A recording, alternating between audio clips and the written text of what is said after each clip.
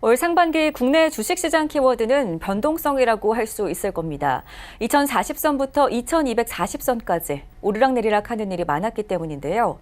7월이 시작되면서 이제는 하반기에 들어선 주식시장. 국내 투자자들은 어떤 전략을 세워야 할까요? 증권팀 이소연 기자와 이야기 나눠보겠습니다. 안녕하세요. 안녕하세요. 네, 이제 하반기 주식시장을 이야기하기 전에 일단 상반기 시장의 흐름을 잠깐 짚고 넘어가 볼까요? 네, 앞서 앵커께서 말씀하셨던 것처럼 지난 상반기에 우리 증시는 변동성이 강한 시장이었습니다. 지난 1월 2일에 2040선으로 시작했던 코스피는 1월 말에 2200선까지 오르는가 싶더니 3월에 2100선까지 다시 떨어졌습니다. 이후 4월에 다시 반등을 하던 주가는 바이오랑 미중 무역 전쟁이라는 악재가 터지면서 지난 5월에는 2100선이 무너지기도 했습니다. 그리고 현재는 2100선을 유지하고 있는 상황입니다. 네. 상반기를 한번 짚어봤으니까 이제 지나간 시장은 뒤로 하고 하반기 주식시장에 대해서 이야기를 해봐야 될 것 같은데요. 오늘 하반기 주식시장과 관련해서 국내 주요 증권사 리서치센터장들이 강연을 열었다고요? 네, 금융투자협회가 열었던 증시 콘서트 현장에서인데요. 각 증권사의 리서치 센터장들이 참석해 각 분야별 전망을 내놨습니다.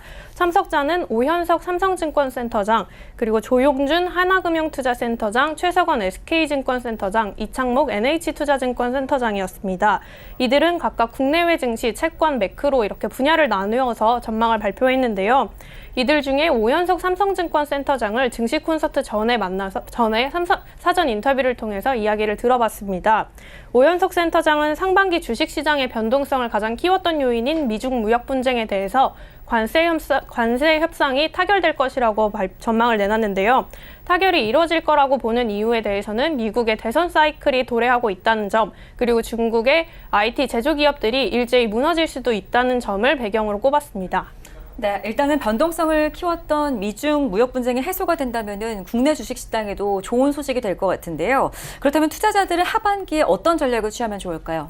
네, 해당 부분은 인터뷰를 한번 들어보시죠.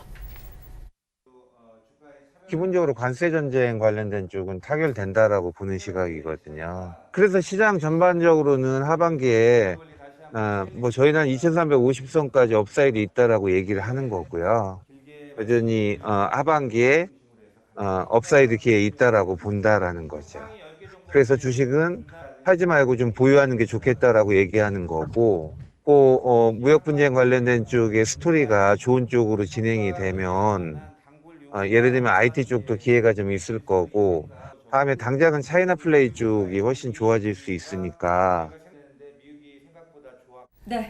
네, 오현석 센터장은 또 차이나 플레이 관련된 거 외에도 5G랑 핀테크 관련 종목을 포트폴리오에 담으라고 추천했습니다. 네, 투자 전략 잘 들어봤습니다. 여기다가 이제 곧 발표될 기업들의 2분기 실적과 관련한 언급도 하셨다고 들었는데요. 어떤 내용이었을까요? 네, 오현석 센터장은 일단 이번 2분기 시즌에는 실적 조정 하향이 불가피할 것이라고 가장 정점을 찍을 것이라고 이야기했는데요. 3분기 역시도 역성장이 이루어지겠지만 실적을 조정하는 폭이 보다 개선될 것이라고 내다봤습니다. 경기 불황에 대해서는 민간 부분의 저축과 투자의 갭, 그리고 기업의 신용 공급 확장, 그리고 자산 가격의 버블 등을 통해서 불황을 측정한다고 이야기했는데요. 현재 이 지표들이 불황을 나타낸다고 하기는 어렵다고 말을 했습니다. 또한 미국의 경제 성장률이 2%대로 전망되는 상황에서 불황을 논하는 것은 조금 어렵다고 의견을 내기도 했습니다. 네, 주가가 바닥을 통과했다는 의미로 해석해 볼 수도 있을 것 같은데요. 국내 주식시장 이외 해외 시장 전망에 대해서도 사전 인터뷰를 진행했다고요? 네, 해외 시장과 관련해서는 조용준 하나금융투자센터장과 사전 인터뷰를 진행했는데요.